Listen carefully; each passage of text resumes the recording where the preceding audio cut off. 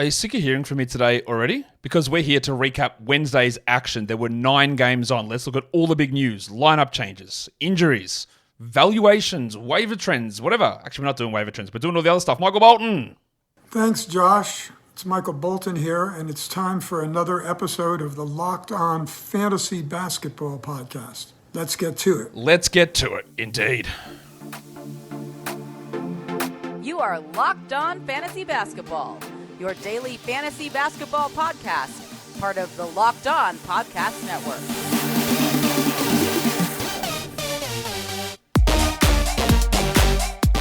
Hello and welcome to the Locked On Fantasy Basketball Podcast, brought to you by Basketball Monster. My name is Josh Lloyd, and snow, it's the perfect texture for running. It's very low impact, and when it's dry snow, your feet don't even get wet.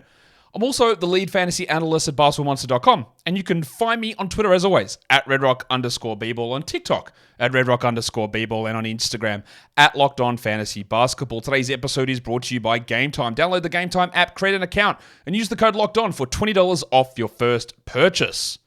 Thank you also for making Locked On Fantasy Basketball your first listen every day. We are free and available on all platforms. Double bang? Double bang? Listen on the audio. Watch the video, give it a thumbs up, give it a notification bell ring, subscribe, leave your comments down below. I think you'll have stuff to comment on today, so go and do it. We've got a lot to talk about. There are 9 games on, and we'll try to make it so it doesn't last forever. Ever? Forever, ever? That's a song, isn't it? Anyway, that doesn't matter. Let's talk about what we need to do here. And absolutely out of nowhere, Tyrese Haliburton's questionable for tomorrow. Now, do you want me to talk about how the NBA doesn't manage hamstring injuries correctly? I won't. But then someone said, oh, Josh, you complained that Kevin Durant was coming back too early and he's fine. Yeah, one person being fine does not mean that everyone will be fine. This is a wide-ranging issue that's been going on for a very long time. So, yeah, Durant was fine, right? But the thing that's confusing here is that Haliburton was going to be reevaluated in 2 weeks. It's 8 days. Hasn't even been reevaluated yet. He's ready to return. Come on, bro. The guy went down like he was dead. And I'm not saying he wasn't in pain because he was, but how are you back in 7-8 days from a hamstring injury? Now, he's not going to play both of these games. They've got a Thursday, Friday back-to-back. If he plays both of those games, he's not going to play both of those games is my guess. I don't know which one he plays. Does he play for a revenge game against the Kings on Thursday? I'm not sure. So we'll see how they decide to use him there. But, Siakam's not playing on Thursday. He will be there on Friday. I don't know. All I know is Haliburton's back. So if you do want to make a move, you move on from McConnell. I think you'd be fine moving on from Nembhard, even if Nembhard does remain a starter due to the trade. He's not going to have that value. Of course, the Siakam trade did happen. Hopefully, I remember to put the link up the top here on the video, but there is a show that I did earlier today talking about that for like 20 minutes, so go and check out the whole Siakam trade. Siakam, Bruce Brown, Jordan Nwora, Kyra Lewis, draft picks, it's all changed. We'll talk more about that in the coming days as we see things develop, but that has happened, so yeah, I'm not going to delve into big details on it now. We also talked about earlier the Jazz-Warriors game today being postponed. I don't know when it will be rescheduled. That's obviously the low priority in terms of this game because it was a tragic circumstance with the death of a Warriors assistant coach, Dejan Milosevic. It's just horrible news. Like a 46-year-old man having a heart attack, dying like that. It's shocking. And that would really mess you up. That's why they didn't play the game because a coworker dies while you're with them the night before. You're not going to go and play the next day. That's just how it works. This game could be rescheduled at any point. I don't know if it'll be in your fantasy playoffs or not. Once we find out, we find out. Don't make any moves trying to predict it or anything like that. That's pointless, and it's the over indexing of your energy onto something that you can't control and may not work out. The other news we got, which was off-court stuff, was Josh Giddey. The Newport Beach Police Department concluded their investigation with no charges. They couldn't get any evidence. The girl's family wasn't cooperating, apparently. So he's no charges. He's not going to jail. He's not kicked out of the NBA. He's not going to get suspended. I'm sure people will still boo him. Do I wish I knew more details? That sounds wrong. I don't know all the details, and who knows if they ever come out. I don't know what the age of the girl was at the time. I've heard 17, I've heard 15. I don't know.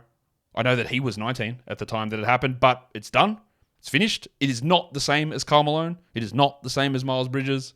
It's not the same as any of those situations. But yeah, the problem with Giddey, I guess, now from a fantasy point of view is he's bad. Like, he's not playing well. But there's no risk of any suspension happening here.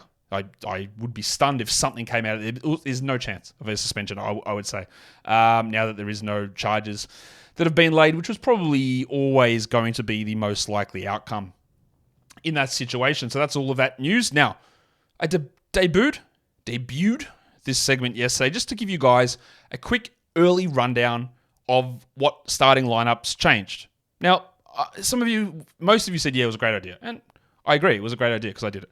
But I think maybe you look at this and go, this is not necessary. But what I want to do is just make sure that everyone knows what is different in the lineups when we talk about it versus the last time that team played. So there'll be regular starters who have jumped back into a starting lineup that I just want to go through just so you know what is different in this game versus previous games.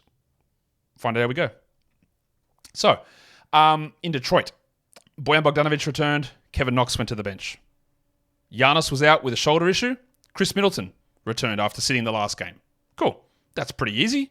In New York, Jalen Brunson jumped back into the starting lineup. Deuce McBride went to the bench. In Toronto, with Siakam traded, it was Gary Trent who stepped into that spot. Now, it could be Trent moving forward. I think it's going to be Bruce Brown who moves into that spot. In Boston, we said that they were going to be resting guys. They sat Derek White and Porzingis. Jaylen Brown returned, and then Luke Cornett got the start there in place of Kristaps Porzingis. They've been on this rest schedule for a week or so now in a heavy portion of their schedule. Luka Doncic returned. Josh Green was out. Derek Jones returned. Maxi Kleber went to the bench in Dallas. So that was that lineup. And then the last lineup was the dumbest one because Scoot Henderson had a career-high performance last game and got benched. So Malcolm Brogdon could start for what reason, I've got no idea. And then Jeremy Grant returned and they kept Jabari Walker in the lineup and Tamani Kamara, who started nearly all season, went to the bench. We'll talk about that a little bit later on when we get into talking about that Raptors game. But that starting lineup change in Toronto, absolutely out of the blue. Completely out of the blue. Did not see it coming at all. Let's talk games. First one, Minnesota and Detroit. The Pistons were definitely more competitive in this game. I think that's the way to phrase that. Definitely more competitive in this one. 124 Minnesota, 117 Detroit. Watch for Anthony Edwards tomorrow. Played through this one with a knee issue. He had 27, 5, and 8 with 3 threes. Didn't shoot well. He just seems a little banged up at the moment.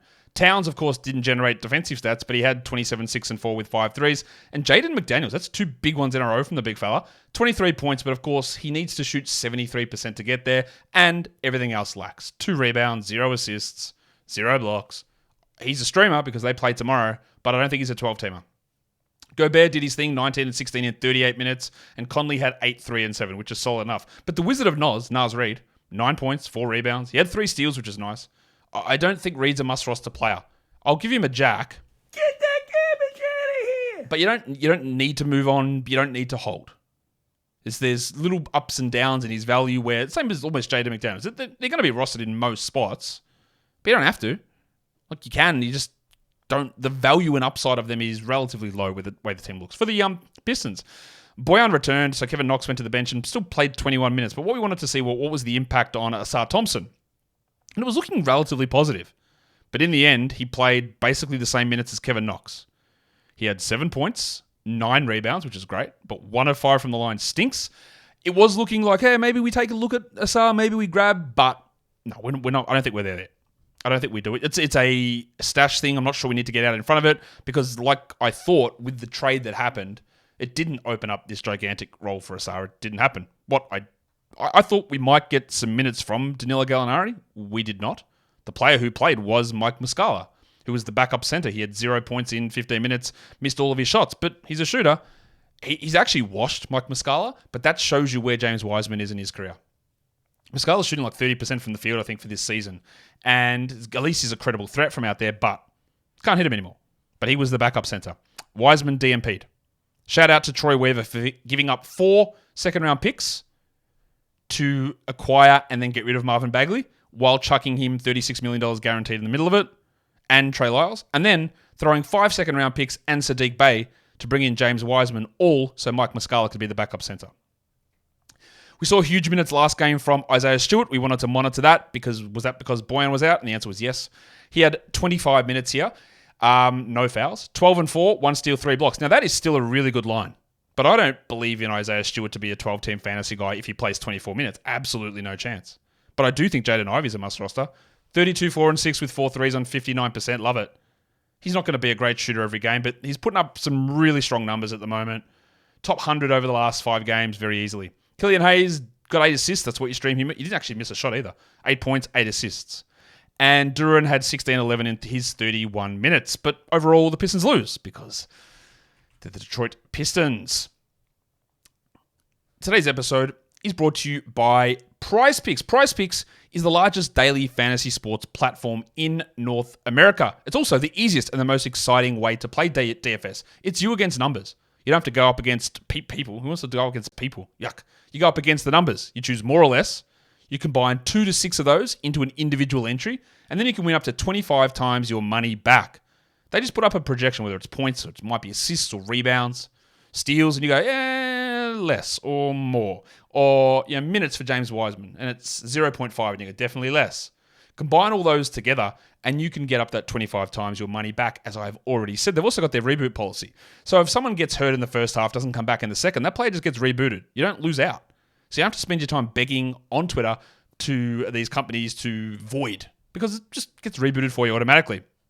So go to PricePicks.com/LockedOnNBA. Use the code LockedOnNBA, and you get a first deposit match up to $100. That's PricePicks.com/LockedOnNBA. The code is LockedOnNBA, and you get a first deposit match up to $100. PricePicks is daily fantasy sports made easy. Today's episode is also brought to you by LinkedIn Jobs. LinkedIn Jobs, here we are, 2024. Do you want to hire someone? Maybe you do. Because if you do, why wouldn't you go to LinkedIn? Other job sites, that's old news. LinkedIn has access to over 1 billion with a B professionals. So you get your ad right out in front of their peepers, and then you get that result you need. Small businesses have found they get a qualified candidate 86% of the time within 24 hours when they post their job on LinkedIn Jobs. I wish I had access to LinkedIn Jobs when I was used to be doing hiring in my previous job, because it would have just weeded out the nonsense. And you get a lot of nonsense when you receive resumes and applications. There is so much garbage in there. But qualified candidates, they just come flooding through over on LinkedIn Jobs. So post your job for free at linkedin.com/LockedOnNBA. That is linkedin.com/LockedOnNBA to post your job for free. Terms and conditions apply. All right, it's one game done. Let's go on to the second one, because this second one involved your Milwaukee Bucks getting their asses kicked by the Cavs. 135-95, the final score. There was no Yanni, obviously, for the Bucks, as we mentioned earlier. Brook Lopez, 11 points, 25 minutes, 4 rebounds, 3 blocks. That's not a bad line. But Lopez has sort of settled into that area now, almost identically to where he was drafted. Probably picked around 80. He's 73rd now, 84th over the last 2 weeks. That insane cold streak to begin the season is a long way away. The insane hot streak after that is a long way away as well. Very intriguing to me that with Giannis out, they did not start Bob Portis. He had an okay line, 16 and 6 in 21 minutes, but the value of Portis is like he starts when Lopez and Giannis are out, and he did not. They started Andre Jackson. I don't think you need to hold Bob Portis. They don't play again until the weekend. Damian Lillard, 17 points, 5 assists, 35%. Really another poor game from him. And Middleton was worse. 2 points, 20 minutes, 10% shooting, 2 assists. He'd been playing much better. That stinks a lot. Jay Crowder returned. He had 15 points in 19 minutes. So what did he do to Leaky Beasley? Well, he neutered him. 2 points for Leaky in 22 minutes. We don't obviously have to add Jay Crowder, but we do Jack Malik. Get that garbage out of here! This was the fear. This is what happened before Crowder got injured, is that Beasley started playing 24 a night and Crowder was just getting more playing time. And Crowder's presence hurts Portis. It hurts Beasley, who were the 2 prominent and preeminent end-of-roster Bucks players for fantasy, and I think they're dead now. We had a lot of garbage time in this one as well. For the Cavs, Mitchell, only 26 minutes, just a casual 31, 5 and 7 with 3 steals. Awesome. But what about the minivan? George Niang, 33 points, 5 triples, 27 minutes, 93% shooting. Please don't add George Niang after this. But in saying that, he's 105th over the last 2 weeks in 24 minutes a night. Obviously, helped a lot by this game. But it's not just entirely this game. It's a little bit just this game. He's a nice deeper league guy for now. Jarrett Allen continues his huge run. big Sal High guy. 21 and 13 for him in 26 minutes, while Slam and Sammy Merrill had 10, 5, and 5. And imagine getting 5 assists out of Sam Merrill. That's how you know this game's out of control. He hit 2 threes, and that's what his value is. It was a stinker from Karis LeVert. 4 points, 22 minutes. 4 assists, 14%. Points league, I would hold him. Categories, he's on the fence to me because of the inconsistency. And what about old mate Max Strus? Did he do anything to beat the fraud allegations? No, he didn't. 6 points, 22 minutes. 6 rebounds, 3 assists, 50% shooting, but didn't take any shots. After that unbelievable red-hot start where we looked at him and go, really? Max Strus?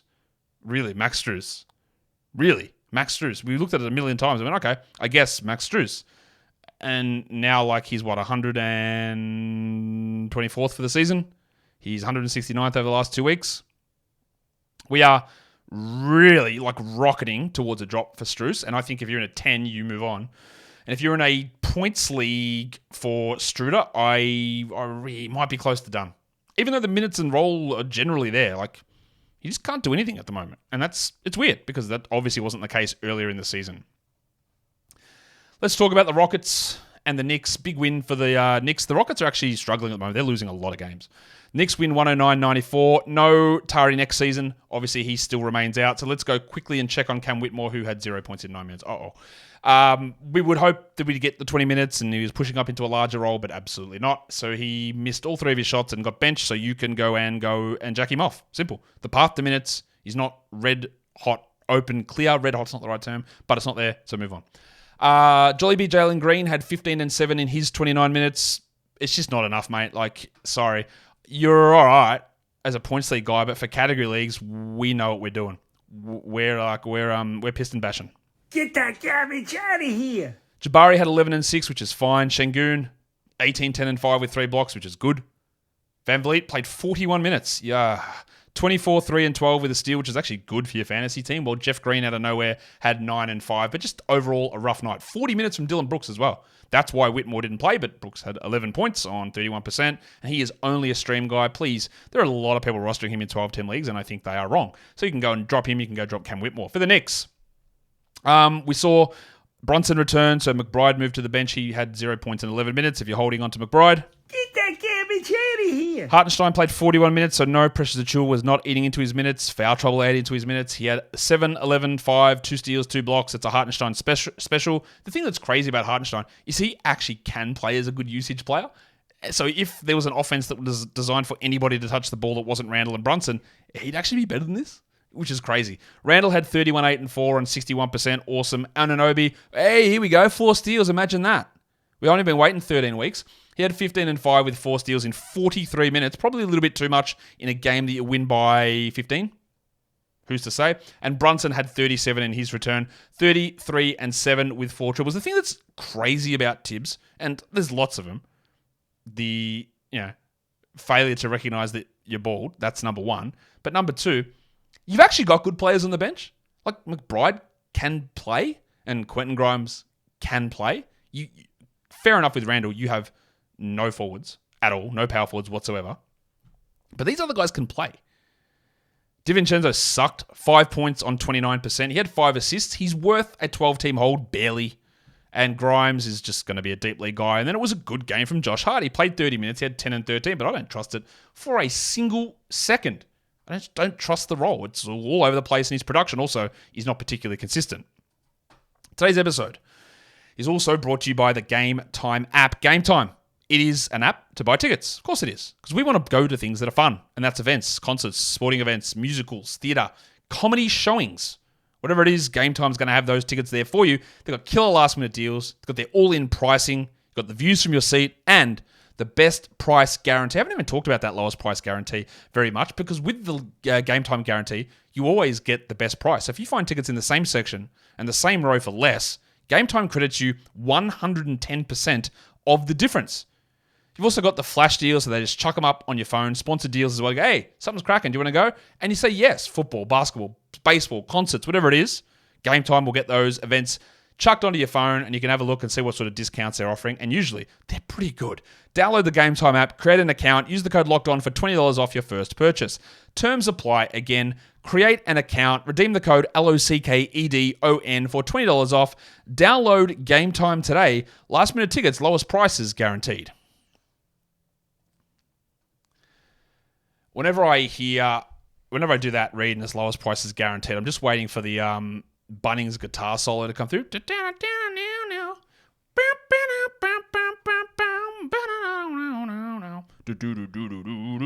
Anyway, that is a sure sign that I have spent way too long in this studio recording today.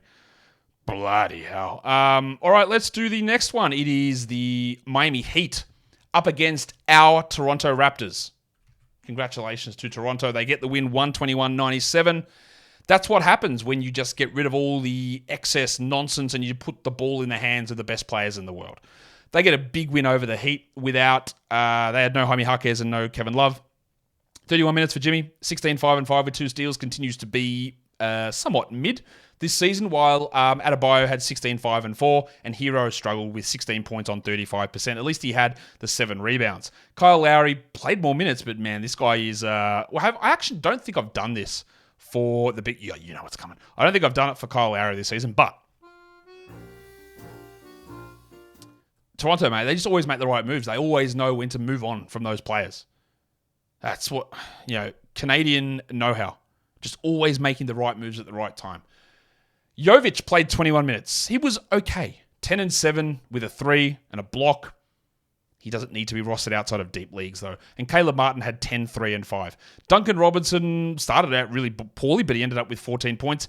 He is probably more of that streamer guy now that Jimmy Butler is back. And I do believe that Jaime Jaquez will fall into that role when he returns, but I don't know that, so hold on to him until we figure that out, except in points leagues. Now, for the Raptors, of course, they made a trade. So they moved on from Pascal Siakam. They don't have the new guys back yet. They elevated Gaz Trent. He played 31 minutes. He had 28 points with 8 threes. And before you get all turgid thinking about Gary Trent, he might start the next game. He might start moving forward instead of Bruce Brown. That's true. But just ignore the points and threes. And I know you're not going to say, why would I ignore the points and threes, Josh? That's what I have Gary Trent for. True. But he played 31 minutes. He had 2 rebounds, 0 assists, 1 steal, and 0 blocks. And the way that he actually had any value at all is because he shot 77% from the field. Now, Gary Trent, if there's one thing we know about him, is that he's a shit shooter. He takes a lot of them. They don't go in like this. So his problem is he can have these games, but how do you pick when they're going to happen? You don't. So he shot 77%, including 8 of 9 from 3. If you think that's going to happen, well, go piss and bash somewhere else. It's just not. Stream him in by all means. I just don't think you need to add him. What about MVP favorite Scotty Barnes? 34 minutes, 20 and 5, 8 assists, 2 steals, and a block. I do think this Pascal Siakam trade will help Barnes. 28 usage here is a great step forward. I did talk about him on the Buy Low, Sell High show and said he's a buy low, even if I wasn't convinced he was getting back to his numbers from the beginning of the season. He might actually get back there now. I'm not sure that he does, but he might now with Siakam gone. That is possible. So good game from Barnes. And quickly had 17, 8, and 9. Another strong performance. Jonte Porter started. He had 6 points. He had 2 threes. He had 2 blocks. He does have a really good fantasy game. Just the minutes aren't quite there. He's just a streamer, probably more for 14-teamers. While Thaddeus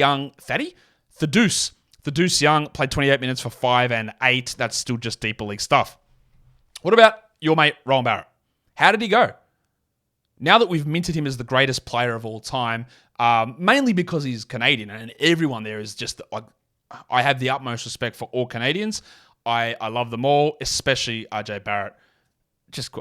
I don't actually have anything against RJ Barrett. I just think he's overrated as a player. But he came out again and shot amazingly. 36 minutes, 26, 8, and 3. But again, this is going to be a gigantic fall-off. Now, he was disgusting from the line. 7 of 13. That really hurts. But he shot 73% on his twos for a 64% overall field goals. No steals, no blocks. If you are not actively looking to ship RJ Barrett out for a top 100, top 80 player in a category league, I think you're doing it wrong. But if you just love him as much as I do and everyone else does, then maybe just hold on and ride it out. That is possible too. I have been very impressed with the minutes pushing up. I'm impressed with the fact that he's on this hot shooting streak. It's amazing. That's actually genuine. It is amazing. To shoot that well is ridiculous. But I'm not going to sit here and tell you I believe that RJ Barrett's a different player now because I don't. Dennis Schroeder had 9 points in 27 minutes. I'd wait to see what happens with the traded players arriving and any other moves, but I'm not locked in that Schroeder is going to remain a 12-team league guy. And for those of you asking, hey, is Chris Boucher the ad with Pascal Siakam gone?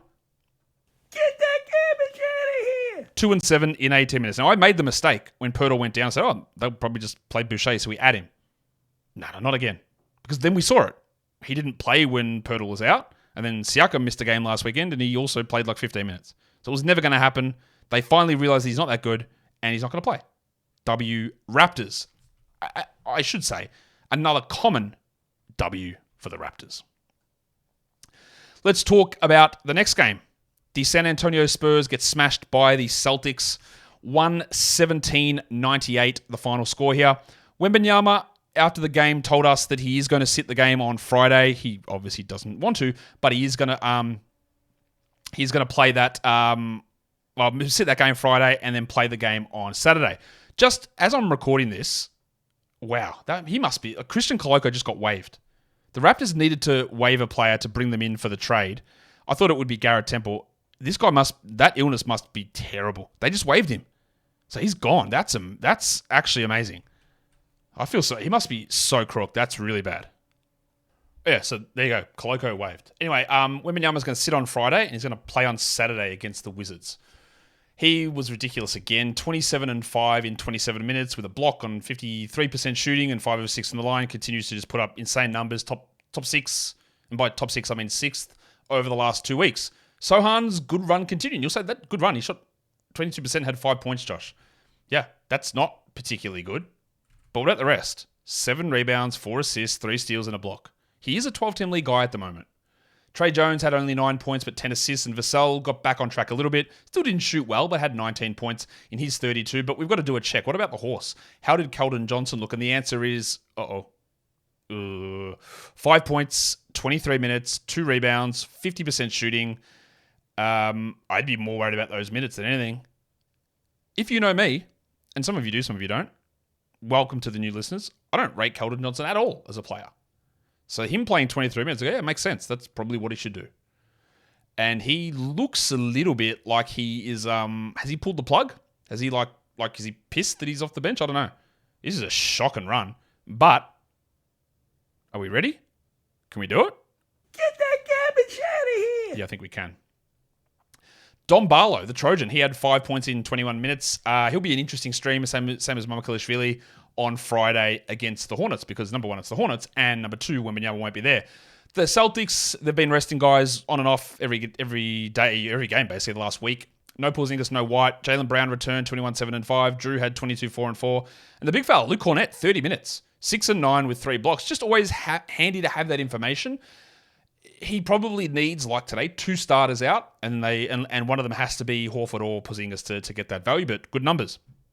Tatum just brutal from the percentages, man. He has been so rough from some of the shooting stuff this season. 24-5-2 on 42% with no defensive stats and 60 from the line. But overall, there's not a lot to talk about here. They had this game in hand. There were 2 starters out. It's going to mean nothing as we move forward. So I'm not going to waste your time opining about what to do with Luke Cornett and Neemias Queta in this game. This one was a little bit more competitive. Your Orlando Magic, they lose to the Atlanta Hawks 106-104. Wendell Carter Jr., 18-5, 2 steals, 1 block, 3 threes. Okay, add him. That's fine. He had plenty of good run in previous seasons. He looked a little bit weird this season, had a couple of injuries. This is the Wendell Carter that I've seen for years. Go and add him. Just do it. That's fine. Goga was also solid enough, 10-10 with 2 blocks. If Wendell pushes to 28, though, Goga won't be worth a 12-team roster spot. That means Mo Wagner continues to be out of the rotation. He's still rostered in 31% of 12-team leagues. What are those guys doing? Get that garbage out of here! And we also got 30 minutes out of Markelle Fultz, which is also very interesting. And we didn't do a huge amount, 10-4-1 with 3 steals. But I didn't think he'd played 30 minutes really much at all. But he did. So go and do it. Have a crack. Go for it. Trended up really quickly. Jalen Suggs had 16 points in 28 minutes. That's not bad. Took 86% shooting to get there. His defensive stats are well down at the moment. There will be people that drop Suggs. I would go and add him. Well, Paolo had just a brutal shooting night, 32% from the field. But 82 from the line is good. 2 steals and a block is good. And that's cool. Caleb Houston started, didn't do very much as Fultz and Carter got some of those minutes. KK had 3 steals and a block in his 30 minutes, replacing Franz Wagner.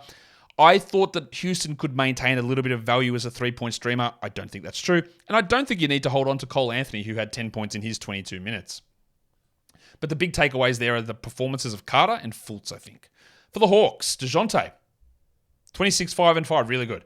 2 steals, 61%. That's really strong after a couple of down games. And the same from Trey, although he didn't shoot well. Just the 36 from Trey, 18, 3 and 12. Seemed to hurt his ankle in this one, but played through it.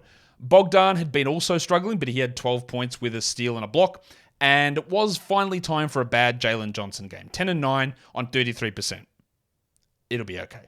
Saddiq Bey made us all a little sad. He had 7 points in his 35 minutes on 14%. You don't have to roster him. Get that garbage out of here. And we got Capella and Okongwu crossover. 27 minutes apiece. 12 and 3 for the Kerner on 100%. And then Okongwu had 15 and 9 with a block. Now, I don't really have any faith that they're going to cross over like this. But let's be honest. Is Okongwu playing power forward worse than Saddiq Bey playing power forward? No. It just further complicates what do we do with Okongwu. I still maintain a 12-team category hold, but not for points and not for 10-team cats. But 15 and 9 with a block is absolutely a 10-team category league guy. It just hasn't happened often enough for us to rely upon it, unfortunately. And they are running the thinnest rotation in the world. Like, what are they running? 8 guys, and one of them is 13 minutes of Garrison Matthews. Well, at least they got a win by 2 points over the Orlando Magic. The next game was the Charlotte Hornets and the New Orleans Pelicans. The Hornets were without Mark Williams, of course. The man, and I was going to say something that sounded like an insult, but I won't say that. But I'm pretty sure that, like, is his spine being replaced by like a chicken twisty? When's he coming back, this guy? Maybe this week? I don't know. Gordon Hayward's out for another week or so with a calf strain, and then Brandon Miller was out. You don't have to roster Williams or Hayward or Miller. Williams, as soon as he comes back, you can grab, but probably could have dropped 2 weeks ago if these dickheads would have told us about it. As for his replacement, Big Dick Nick, 31 minutes with an ankle sprain, 10 and 12 with 2 blocks. I like it, and I just keep rostering him. Rozier, 25 points, 60%, 7 threes. The assists have dropped off. I still maintain there's a sell high, and I know this because I've seen people say it. There are people who don't believe that it's a sell high because they just think he can keep cooking, and that is okay. Maybe they are right. But that means that if I've got him and I want to inquire about maybe moving on, that there are people who just think this is Terry Rozier now. I'm not really convinced that's true. LaMelo Ball had 29, 5 and 7 with 4 triples, and he got to the line 10 times. His free throw rate is way up after returning from his ankle injury, and Miles Bridges has struggled. 19, 4 and 3, no defensive stats, 40% shooting. After a red-hot start to the season, he's now outside the top 50, and he's 65th over the last 2 weeks, and I think that's probably a reasonable spot for him. Not much else going on. We got 17 minutes for Nick Smith with 3 points.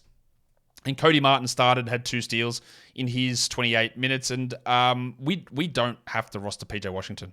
Get that garbage out of here. Now, they do have a strong schedule coming up over the next few weeks, but he played 24 minutes, PJ. And I know he's used to be the Gennaro Gattuso legend, but now he's just shit. Like, it's not even sometimes anymore. It's just shit every game. 7 and 5 with 2 blocks. They are, for a team that let Miles Bridges sign a 1-year qualifying offer where they've got no ability to maintain him outside of bird rights and can't trade him without his consent, versus giving an extension, a 4-year extension to PJ Washington as a restricted guy. They certainly seem to be prioritizing the wrong one here. What do I know? I'm not in management for one of the most inept franchises in the NBA. I'm not in management for any franchise in the NBA, so I guess they've got that over me. For the Pelicans, Brandon Ingram had been struggling. And he said, no, Josh, I saw that you were on my buy low, sell high show. You're on the sell high 2 weeks ago, so I did you a favor. I dropped the production down for 2 weeks, and now I'm going to pick it back up because he's back. 28, 10 and 10 with 7 threes and 3 steals. And I just did the thing there that I hate the most. I hate when people take a 1-game sample size and use it to infer that form has changed. Form is an ongoing thing, not a 1-game sample. So is he back? No, but he had a good game. Let's hope it turns it around. McCollum had 22, 6 and 6, and him cosplaying as Dikembe Mutombo continued with 2 blocks. And Jordan Hawkins remains in the rotation over Jose Alvarado. Very intriguing. 21 points with 6 threes for Hawk. That is at least interesting enough for deeper leagues. What does it mean for Kenneth Murphy III? Ken had 18 points in his 24 minutes with 5 triples. That's pretty good, but we're at this stage with Murphy now where I don't know that we need to hold on in 12-10 leagues. The reason you would hold, I think, for Trey Murphy is that you're waiting for somebody else to get hurt. And a lot of the time, that's not a great way to go about things. What we needed to see was the Valanciunas and Nance minute split. 25 minutes to JV, 19 to Nance. Now, JV had 4 and 7, and that completely stinks. I don't think he's droppable, but he might be. He might end up that way because 4 and 7 is obviously going to be droppable if that continued. I just don't think that will. Well, Nance had 7 and 6, 2 assists and a block. Pretty good. Nance is a great 14-team ad, maybe 12s. Zion's lack of usage this season is completely baffling. He had 13, 6 and 9 with 3 steals. I like the steals, I like the assists, but he took 12 shots and he 42%. What's his usage? He should be running at 31. Like, he's at 25. They're running this egalitarian offense, and I'm not sure that's going to work long term. I don't know. What about Herb Jones? 24 minutes for Herbalife, 9 points, 2 steals, 2 threes. I remain conflicted with this guy. Is he a must roster? Points leagues, no, absolutely not. But if they're giving 20 minutes to Hawkins and Murphy's there and Jones is there, I don't know that Herb's going to be worth it. He's moving more into specialist territory versus a must roster player. The next game, Dallas. Lakers win 127-110, the final score. Luka returned. He had 33, 13, and 10 with a Richie Beno and good shooting numbers. Fantastic. Unfortunately, with Luka back, Kyrie just died in the ass. 12 points, 32 minutes, a locker room trip, 25% shooting, 6 assists. Now, did Kyrie shoot 25% because Luka was back? No, he didn't. But the reduction in shot attempts is likely because of that. Tim Hardaway also, we knew there was going to be a fall off. He also shot under 30%, 29% to be exact. 12 and 4. With Luka back, you can probably move on from Tim. And Derek Lively played 28 minutes, had 16 11, remains a must roster player. There shouldn't be any arguments. There is, but there shouldn't be. Very interesting to see Maxi Kleber play 21 minutes. He had 6 points with 2 threes and 2 blocks. Let's just monitor that. We're not adding him really anywhere. We won't really add him in 12s at all, but those numbers are interesting. Derek Jones, I think you don't need him in 10 or 12 or maybe 14. Get that garbage out of here. 8 points with 2 threes in 27 minutes. And Jaden Hardy had 7 in his 20 minutes. Overall, not a lot to talk about there. Pretty bad loss overall for the Mavericks and comfortable win for the Lakers. Davis had 28, 12 and 9 for the Lakers with a steal and a block on great shooting. And LeBron had 25, 8 and 8 also with great shooting. We detailed LeBron on the Buy Low show the other day saying his field goal percentage numbers are well down. Well, thank you, LeBron, for bumping that back up here. And this is a huge hot streak for D'Angelo Russell. 29, 4 and 3 on 55%. He was playing 24 minutes as a starter earlier in the year. And now he's getting 36 a night and cranking. Love it. If you got him. I've got him in one league and I dropped him in another. Probably an L. Probably almost definitely an L. He looks great. But there's one thing we know about Ice in our vein legend D'Angelo Russell is that ice can just move straight into his shooting at any point. Austin Reeves was all right, but only 30 minutes, 14, 3 and 7. Shot really well. But the artist formerly known as Torian Prince got 21 minutes. Are we finally rid of this nonsense? He obviously is not rostered. He's 16% rostered in 12 teams. Jesus Christ. 9 points in 21 minutes for Prince. Yeah, move on. While Christian Wood, I kept saying, he's been a 12-team league guy. He's top 100. I'm not really sure why it's happening or how it's happening, but I acknowledge that he has been. He had 2 and 2 in 17 minutes, and that feels better. Feels like the world is more aligned when I see stuff like that. While Hachimura had 6 points in his 22, and he is still somehow rostered in 12-team leagues, and of course, he should not be. All right, and now we do the final game of the day. The Blazers get the win against Brooklyn. Is this the only team they can really beat? 105-103. Spencer Dinwiddie, who after had been terrible, decided he was going to play well. 19, 2 and 7, 63% shooting. Now, obviously, he's been just useless. I still don't think that this makes him a must-roster player, but obviously it's impressive. Cam Johnson struggled early, but turned in a pretty good line. 13, 3 and 5. He's obviously had some really, really bad games. He was featured on the Buy Low, Sell High show the other day, and I still believe that he is a category league player. Mikal Bridges had a trip to the locker room, which you don't really see very often. He did return, but he was horribly inefficient. 21, 4 and 4 on 39%, including 4 of 6 from the line, and his struggles do continue. While Claxo had 12 and 12 with 3 steals. Time for Cam Thomas watch? Yeah. 8 points, 22 minutes, 4 assists, which is good, but 29%, it's really, really hard to justify holding on to that. Get that garbage out of here. And Dennis Smith, who had been playing well, 14 minutes, 2 points, 2 steals. He's still top 100 over the last week, or last 2 weeks, actually. He's in that Chris Dunn, even Larry Nance sort of a zone of a guy that you can use for those lower volume stats, but it's hard to rely upon because of the lower minutes. Fine to have if you want, don't necessarily have to. For Portland, wow, what a story. DeAndre Ayton was cleared from his knee issue, and then he couldn't get to the game because of ice on the roads. And everyone hates DeAndre Ayton, and I am a big critic of DeAndre Ayton, don't get me wrong about that. But I think some of the stuff about him here in this thing is a little unfair. I don't think that he was just not coming into work.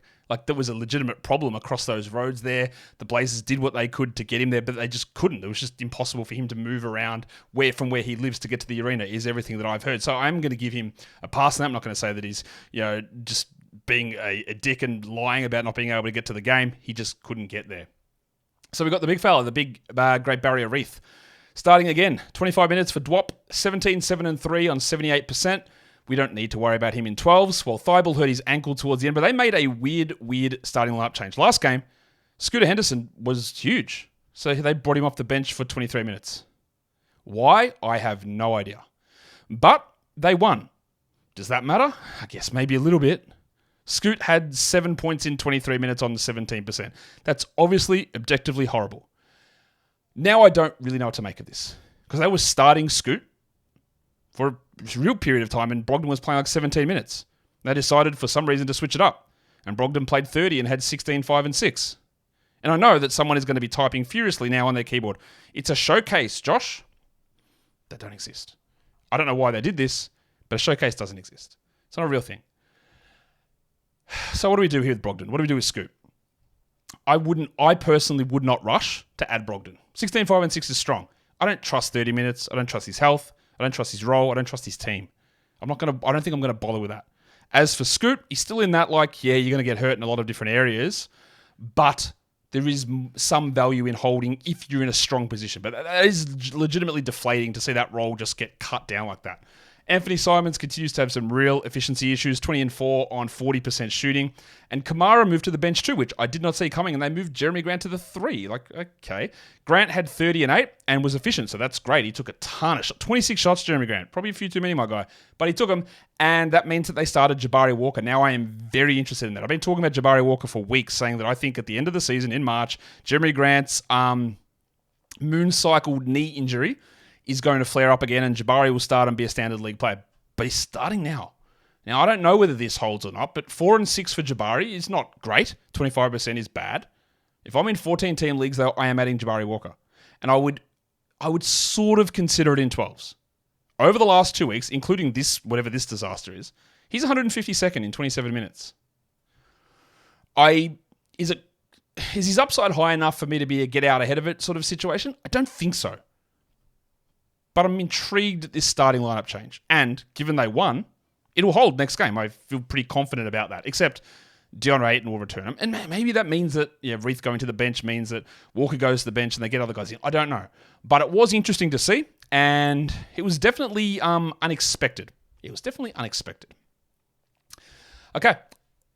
That is the end of the games. I am not going to do the full monstrous line of the night thing because in a rush, and I've been talking on this thing for about 5 hours today, so apologies. But we will do a quick stream of the day recap. Your 10-team stream was Goga Badadze. He had 10, 10, 3, 1, and 2. That works all right. A 12-team stream was Big Dick Nick, 10 and 12 with 2 blocks. Your 14-team stream was Larry Nance, which is okay, wasn't great. 7 and 6 with a block there for old Larry. The 16-teamer was Thad Young, 5 and 8 for Thad with a steal. That's okay.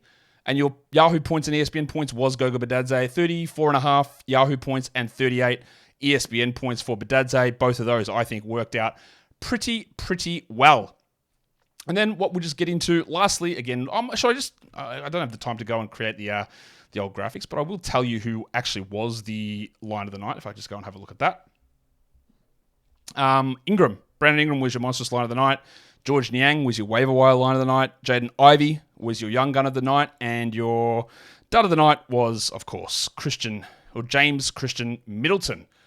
So let's look here at what we're just sort of taking away. I think we can look at Wendell Carter as an ad.